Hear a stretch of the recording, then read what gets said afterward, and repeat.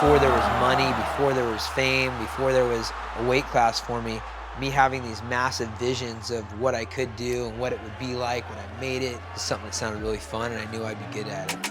If you want to be in the NFL, you play Little League, then you play junior high, then you play high school, then you go to college, then you get drafted, and it's like that for all other sports. For us, there was nothing. You had to stand out, you had to beat up everybody, you had to have some good luck, you had to not give up. There was no pathway. Urijah Faber is one of the most influential and unexpected pioneers in combat sports history. 16 years ago, when he made his professional MMA debut, the UFC didn't even promote Faber's 145-pound weight class. Smaller fighters had little to no traction in the sport at all.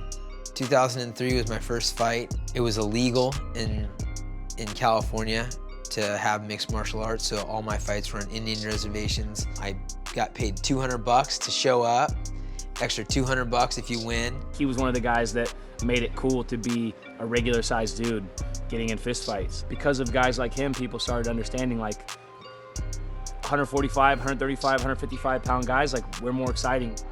Faber spent the early years of his career accomplishing what he could outside of the UFC. In 2006, he won the WEC Featherweight Championship, and he became the face of that company. But by 2010, those lighter weight classes were popular enough for the UFC to bring them in. I preach to the guys all the time. I'm talking about just, almost being delusional, but not being afraid to adjust along the way and work really, really hard. So I feel like it was a bit of delusion, a bit of foresight. I could see the writing on the wall that things were going to get bigger with it.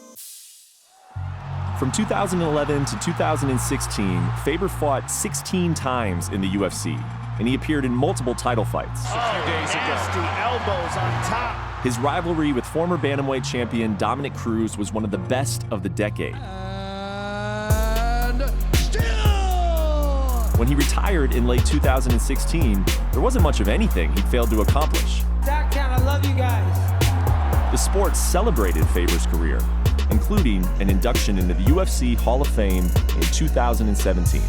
Man, it gives me goosebumps just thinking about the way they sent me off. You don't sit and smell the roses when you're in the grind. You don't stop and go like, man, I did this and I did that. I don't. Say hi, everybody. There we go. Retirement looked good on Faber. He opened several businesses and welcomed his first child, a daughter named Callie. But by 2019, his itch for competition had resurfaced. And this summer, 2 months after turning 40, Faber returned for a fight in his hometown against Ricky Simone. For a guy like Faber, when it's something that is a part of you, it's like fighting is just what he does. He's like the worst retired guy I've ever seen. Like, he was in the gym. Every time I was in the gym, he was in the gym. I talked to my guys and I'm like, made a big list of pros and cons, and the only con was that I said I was retired. I'm like, I know I can compete. You actually wrote these down? Yeah, I was like, and I'm like, the con is I said, hey, I'm retired. And I want to be like the guy that says I'm retired and come back, but I think I'm still a badass. Yeah. I'm pretty sure. Henry, what's up, dog? I remember 10 years ago when you challenged me to a fight as a friendly gesture, and I'm down to get down in there and mix that up. If there is one thing missing from Faber's resume, it is a UFC championship. With a win over Petr Yan, Faber could be in line for one more shot. The odds, frankly, are against him. But fortunately, that's something Urijah Faber has overcome before. Training for a high-level mixed martial arts contest against a guy who's 16 years younger than you at age 40. What is that like?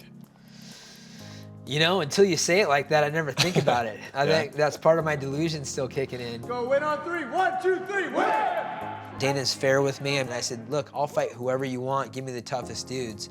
And he gave me a bunch of options of guys, and he said, this is the guy that, we think is the man, and you beat him, you're in title contention. And I go, all right, let's do that. If everything were to go right in this return to the sport and you were to win that championship that you weren't able to win for all those years, where would that stack in the biggest moments of your career? That's movie making. We'll make the movie. It'd be pretty impressive, and it's very, very, very possible. But it'd be the pinnacle, absolutely.